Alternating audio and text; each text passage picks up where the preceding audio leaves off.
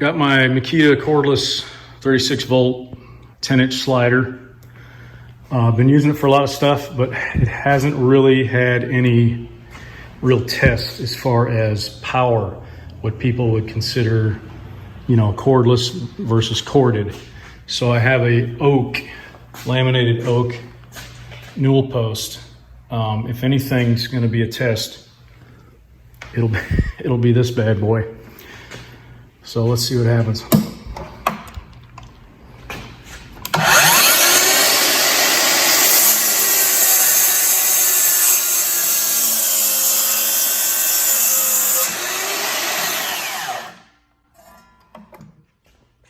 That's the second one I cut. I'm pretty impressed.